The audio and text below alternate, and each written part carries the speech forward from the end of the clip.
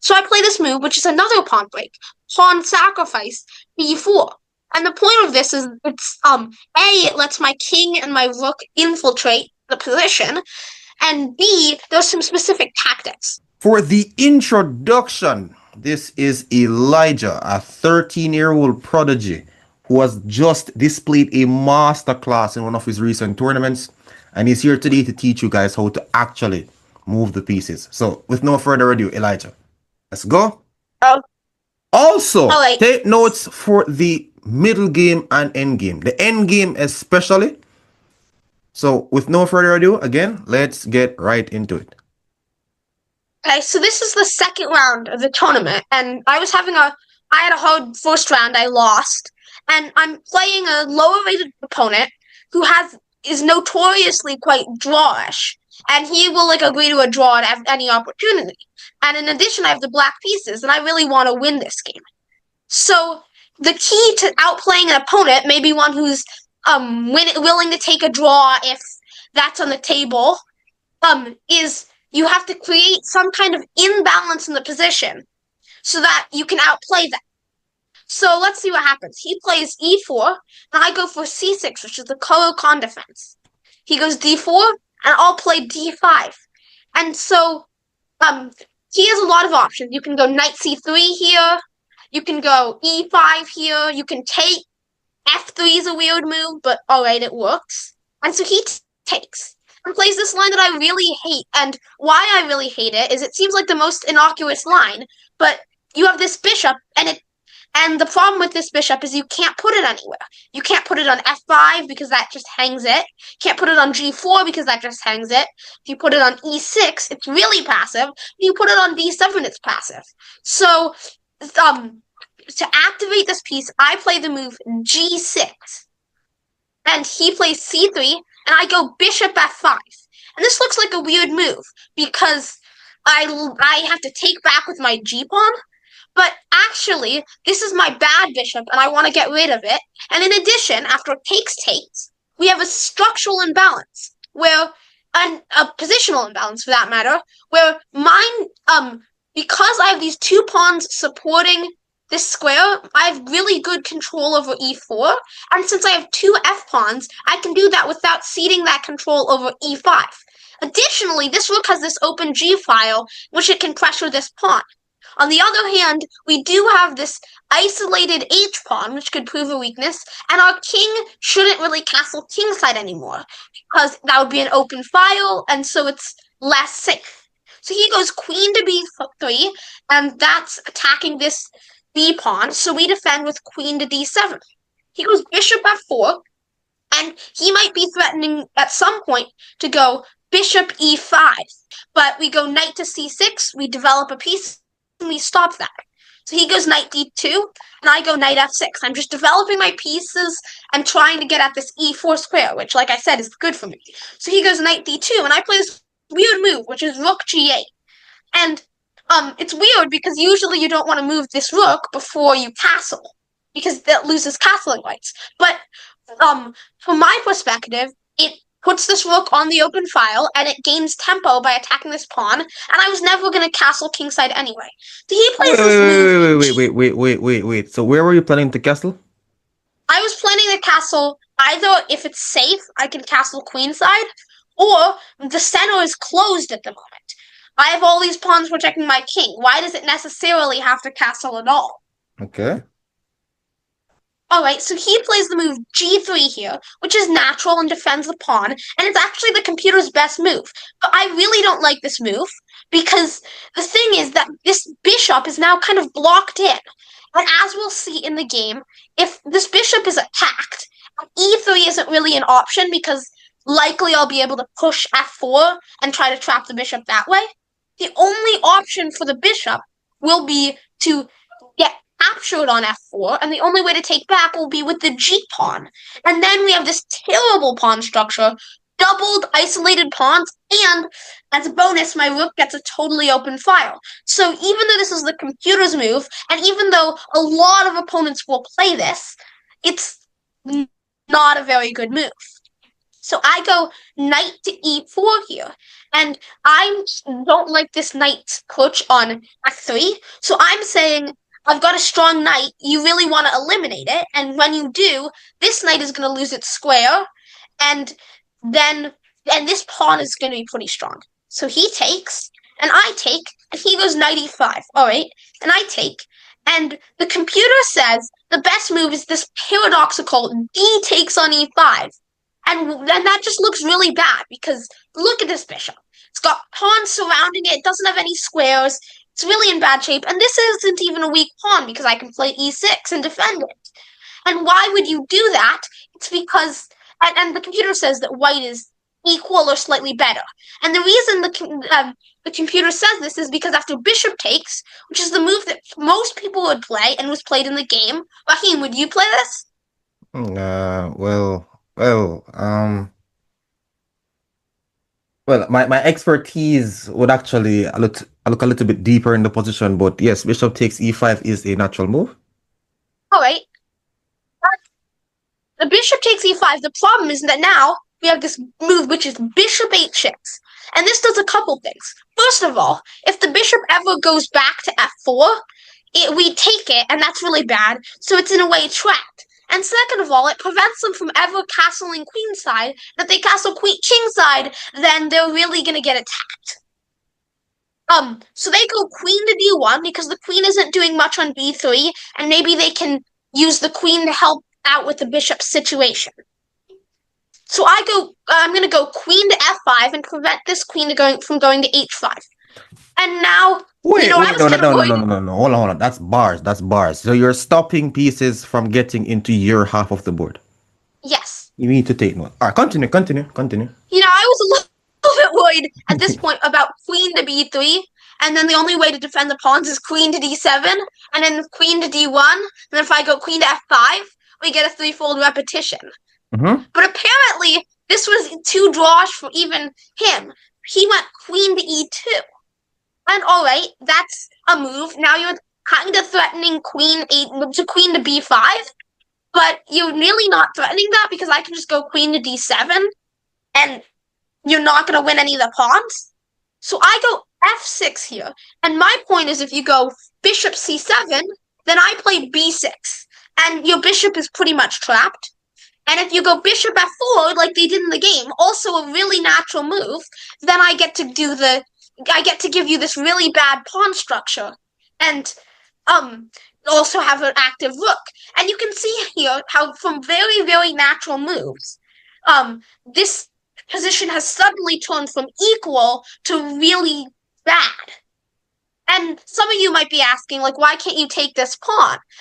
But that's really not good because after queen h5, or queen b5, they're gonna pick up a pawn, and why would I take their really bad weak pawn for one of my good pawns? So I go a6 to stop queen b5. And we still can't take this pawn on the next move because of queen h5 check, but at least we're stopping some of their threats, and I'm stopping them from invading my camp. So he goes queen a3, and the computer might have called those other moves like mistakes or blunders, and this is an inaccuracy, but this is really a big mistake. Because if we go back to this position, it's clear that in the long term, black is winning. We've got this active rook, active queen.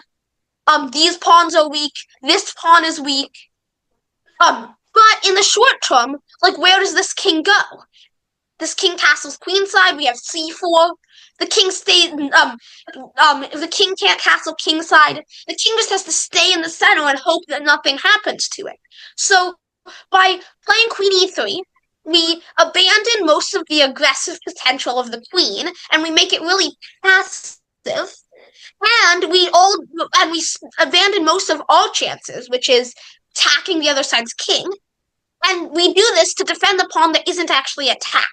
So I go rook g4, and now since Okay, I'm so sorry to cut. I'm so sorry to cut you. So in other words, like he turned 9 points of material and started babysitting a pawn on f4. Yeah. Okay. Continue. Continue. Not stopping. He goes rook g4 now, and I go rook g4, and now he's in a tough spot because the pawn that he defended is now attacked, and there's no way to defend it because the queen can't counterattack anything. And so that's one of the reasons why Queen E3 is bad. But even if we didn't have that it would just be a terrible move. So he queenside castles, and that's okay. But after Queen takes F4, now all the weakness of my king is gone because see the queen is pinned. I can always exchange queens, and without queens, there's not much danger that my king is in. But I'm patient because if I take now, then they'll take like after the next move, then they'll take back with their pawn and they have a good pawn structure. So I just have to wait. He goes rook to E1, and that's natural. It's defending the queen. But why do I have to take that? So I go king to F7, and some of you might be wondering, like, why? What does that do? And actually, with the queens coming off the board, my king isn't going to be in any danger, and that this allows my rook to get active and into the game on the open file. So he goes king to Wait, D2, wait, hold on, hold on, protects. hold on, hold on, hold on, hold on. And like people need to understand this genius. So you didn't even castle, so you put your king towards the center because you're gearing up for the middle game. Okay, continue, continue, continue. And actually the end game, because I'm going to trade queens. I have created so many videos on middle game. It's like on autopilot right now. But yes, the end game. You're gearing up for the end game. Do not activate your king in the middle game, guys. All right, continue. This would be funny. Raheem, your Mortal game, remember that? Yeah, I'm gonna upload it later down, but just for now, I'm just gonna get this one out of the way. Okay, so he goes king d2, and this move is trying to protect his queen with his king and maybe wriggle out of this pin somehow. So I'm like unconcerned. I just go rook a to g8, and now I've gotten all my pieces active. My rooks are just dominating on the open file. I've got more pieces active than they do. My pieces are more active, and I'm up a pawn, and I have the better pawn structure. So he goes king e2, which is alright, a fair try in that trying to he's trying to like stop queens from coming off the board because if queens come off the board, queens don't come off the board, then maybe someday he finds a way to attack my king. So I'm not going to let him have that opportunity. I just take here. And the problem, like, you'd want to play f takes because that fixes your pawn structure. But after rook g2, you just drop another pawn. So you Rooks can't really on do the that. second. Let's go. All right, let's go. So he has to take with his king. And now I go rook to g2. And now, if you look at this position, my rook's active, my king's about to get active with like king e6, f5. And I'm tying them down. If this king goes to f4, we lose this pawn. This rook moves, we lose this pawn. This rook is basically all their pieces are paralyzed. This rook can't do anything. So he goes b3. And what he's trying to do is he's trying to go c4, make my e4 pawn weak. All right, and that it's not like I'm gonna be like I'm not gonna be winning if that happens. Maybe open up a file for his rook, but why let him do that? And Hold on, is this the principle of two weaknesses? yes, exactly. Huh? We've already got a weakness here, and when he does that, he creates this is what is essentially a backward pawn on c3, and I can attack that pawn, and it's a big weakness. And Okay. Raheem, you can explain the principle of two weaknesses if you want. I mean, I'm gonna like put my edits in it like after, but don't worry. But for like this, let's understand that if you're trying to break through on one area and that's not crashing through, you look for a second weakness. You do so either with pawn breaks, but again, in this game, this guy just gave you the weakness willingly, and it was punished. How generous. But yeah, and so now if you notice after rook c1, he's trying to play c4. He's still trying to do that. But what of his pieces can move? None of his pieces can move. Because this rook is stuck guarding this pawn, the king's stuck guarding that pawn, and the rook is stuck guarding this pawn. So, like, how passive can you be? So I go b5. I'm not letting him get c4. He goes a3. Maybe he's trying to go a4. But after a4, I can just take, and plot my rook on c4. And how are you ever going to, push c4? So I just go f5. I'm Wait, making way go back, for go my... back, go back, go back. Go back. Let me just see. So you're saying why did white play a3? Maybe he wants to go b4 or a4 in the future, but the problem with that is then I just play rook c4. No, but if he wanted to go a4, he would have gone just a4 in one move. True. The reason why he's doing this, another reason, is so he can maybe move this pawn. Ah, okay, okay. Okay. So after f5 here, my plan is I'm just going to march the king into the game through f6. And I'm going to activate my king. Because the principle of the endgame is you maintain piece activity while activating your king. Okay. So he goes rook c2, so his king can finally move. But still, my king's about to get active, all his pieces are passive, and all my pieces are really active. So I'm dead winning. In addition, I have an extra pawn. So I go king f6. So he plays the move h4. And what h4 does is that now his rook can start puppy guarding the pawn, and he's hoping to activate his rook. So I play h5 because I don't want that rook to start pushing, and then his rook gets more scope and it's more active. So he plays rook to h3, and he's really trying to activate his rook. But like, how's he going to activate that? I don't know, but at least he's trying. And so I go a5 here because now I'm going to play a4, and I'm going to, or maybe not. Maybe if it gives them counterplay, I won't. But I could play a4 here, and if I play a4, then I'm just going to get a square on c4 for my rook. So that's a way of activating my pieces. Could you just like highlight c4 so that person's actually, yeah, trust me, they need it. All right. Let's go. So he's having a hard time here. Can you imagine? You're down a pawn, all your pieces are passive, and all your opponent's pieces are active, and your opponent's higher rated. So you expect them to have good technique. In this case, he played the move rook g3, and that at first glance looks like a really good move because now my rook is looking trapped. You're gonna fix your structure if we trade. Your rook is active on an open file, but sorry, rook h2, and now there's no way to defend that pawn, and you're gonna lose a second pawn. So that's not good. And you can see how he was just desperate to get his pieces active, which is a good thing. And because of that, he made the mistake of letting me win a second pawn. It's tough being a defender. Uh-huh. And so now he just plays b4. All right, I don't know really why. And I just play a4. I could take, but why? I'm just taking my time improving my position. And now I have the c4 square. He goes rook c1.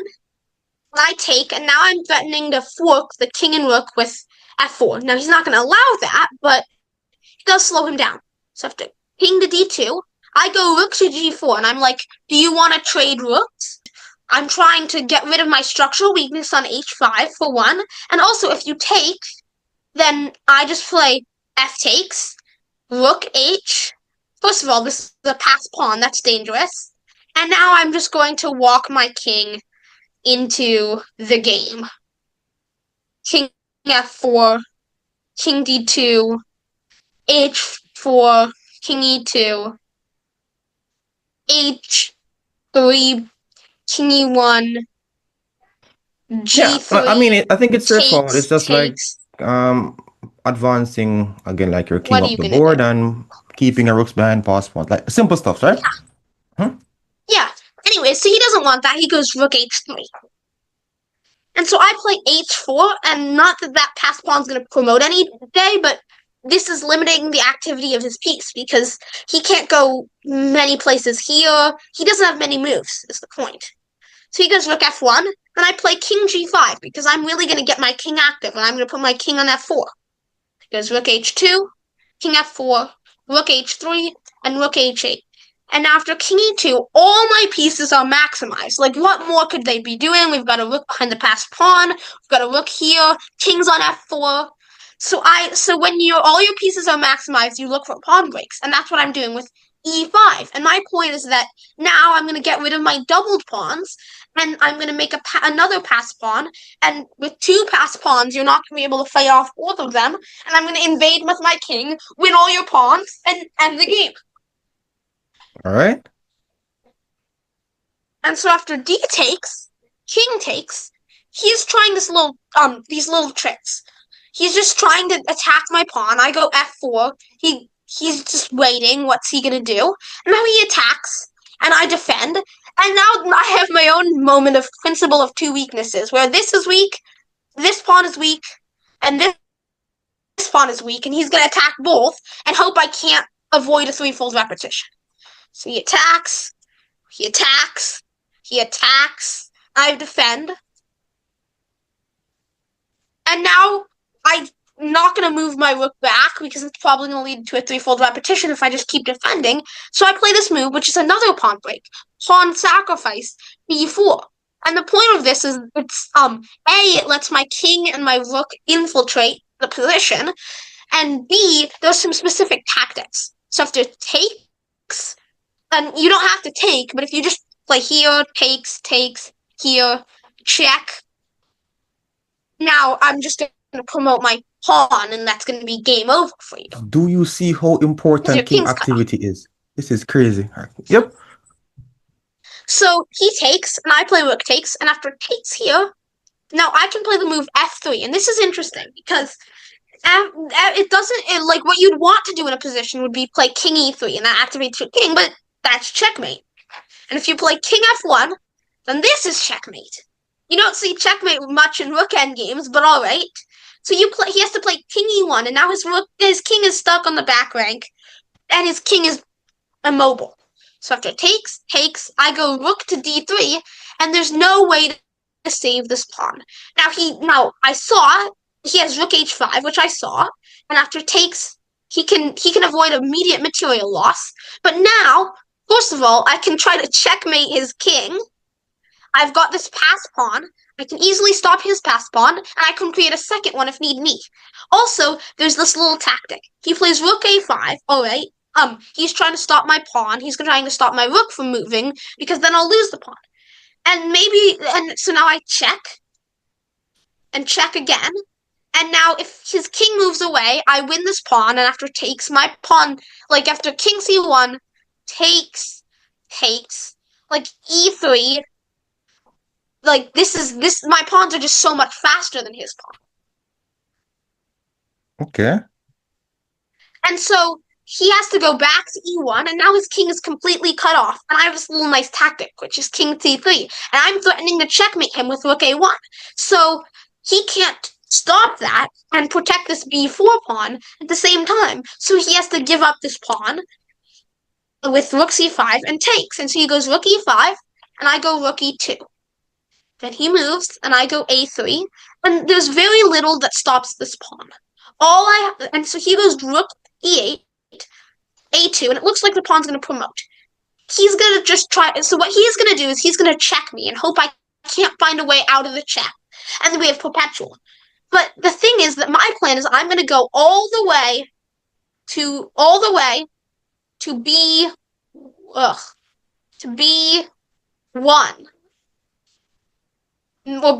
B1. And then once he checks me there, I'm going to block with my rook, and there's no way he can stop that. So let's see this.